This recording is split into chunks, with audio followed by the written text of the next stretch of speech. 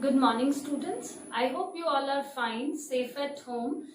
In our previous video, we discussed about various methods of artificial propagation. Now today we will discuss about the advantages of artificial propagation and what is tissue culture. Firstly, let me tell you about the advantages of artificial vegetative propagation. What is vegetative propagation? That we are taking the vegetative part of the plant, either it is the root or the stem or the leaf of the plant. So, the offspring or the new plant which is being produced is exactly like the parent plant. Then, any desirable feature can be inculcated in the new plant. For example, in case of grafting, I gave you example that on a single rose plant, you can get the red colored roses also, pink colored roses also. So, it is a desirable feature that can be obtained through any method of artificial propagation. Then, the plants which are obtained by artificial propagation or vegetative propagation, they start bearing fruit quite early because the seeds, they take time to germinate. The seeds then grow into the plantlets, plantlets grow, flower arises and then fruit develops, so it takes time. But if the plant has been grown from the vegetative part, it starts bearing fruit quite early, it grows rapidly. These plants need lesser attention. Many plants can be obtained from one parent plant. You can take numerous leaves of the bryophyllum, you can sow them in the soil and it will give rise to many plants. Seedless plants can also be obtained by artificial propagation because we need not to wait for the seed formation. So seedless plants are also able to be grown via artificial propagation. So these all are the advantages of vegetative propagation. Now let us begin about the tissue culture.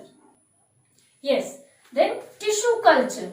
The method of growing new plant from a tissue which is taken from the growing point of the parent plant is called tissue culture. This method of growing plants via tissue culture is also known as micropropagation. Now what happens in this? A tissue is taken from the tip of the growing plant and that tissue is kept in a nutrient medium. That nutrient medium, nutrient solution which is taken is actually the agar medium with the plant hormones being kept for the development of roots and shoots. Now, when the meristematic, from the meristematic tip, a part of the plant is taken, it is kept in the petri dish. In the petri dish, agar medium is taken. The tip, the cells, they start growing and a shapeless lump of cells, a mass is being formed. This shapeless mass or the lump of cells is known as the callus. Now, the callus is transferred into into another petri dish containing agar plus the nutrients which stimulate, which promote the development of roots. Once the roots develop in the callus is shifted into another medium, another nutrient, another plant hormones are added which stimulate the shoot development. Now in the callus, roots have also developed, stems and shoots have also developed. Within a week's time, they give rise to small plantlets. So, from a tissue, from a part of the parent, the number of thousands of plantlets can be grown and these plantlets can be transplanted into the pots, into the soil. So, you need to remember that in case of tissue culture, which is also known as micropropagation, a growing tissue from the tip of the parent plant is taken. That growing tissue is provided with all the mediums which it gets from the soil artificially. We provide all the plant hormones, then roots develop, then shoots develop, and ultimately plantlets are being formed. Now the question arises, what are the advantages of tissue culture?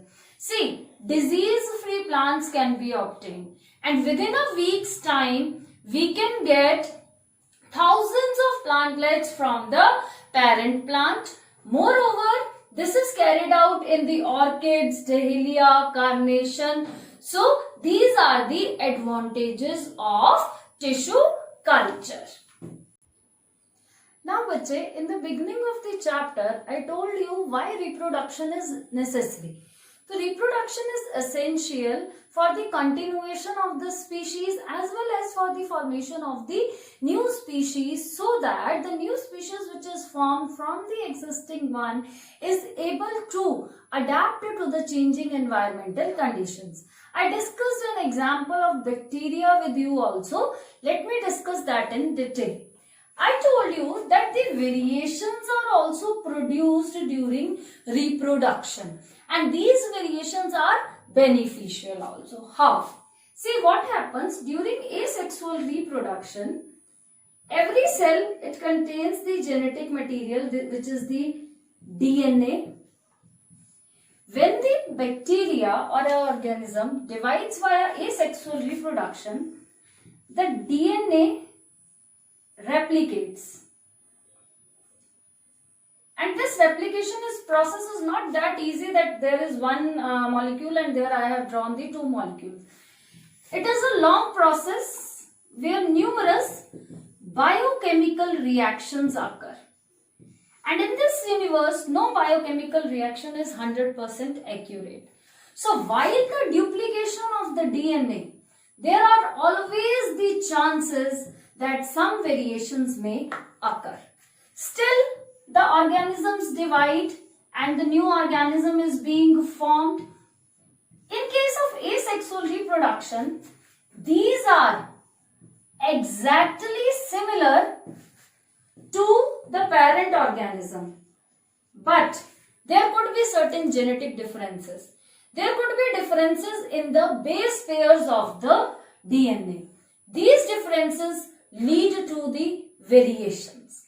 Now, recall the example of that bacteria. Suppose there is a bacteria, and this bacteria is divides via asexual reproduction, but it is less heat tolerant. Means it is not able to tolerate the higher temperatures. It divides, it produces numerous bacteria, but all of them are less heat tolerant. Over 100 years, suppose the variation has occurred. Out of these bacteria which have been formed via asexual reproduction, via multiplication, from those numerous bacteria, there is one bacteria which becomes more heat tolerant due to the variation only. Now what will happen? During the span of those 100 to 200 years, the temperature is also rising. There is global warming also. So this bacteria, having the variation, has the more chances of survival. Now what will happen? This bacteria will also divide and it will produce new bacteria. All its progeny are having the more heat tolerance. Side by side, temperature is also rising. So now what will happen? The bacteria which were less heat tolerant, all of them will die due to higher temperatures, but only these bacteria will survive. So from a species of bacteria which was less heat tolerant, a new species originated which is more heat tolerant. Variations arise, and variations are beneficial for survival of a particular species. अगर ये variation arise ना होता, more heat tolerant bacteria or progeny produce ना होती, then the bacterial species, the parent species, would have ended up with the increase in temperature. So this is how variations are beneficial, and these variations occur to a lesser extent in asexual reproduction also, but in case of sexual reproduction, the variations occur to a comparatively greater extent. Thank you.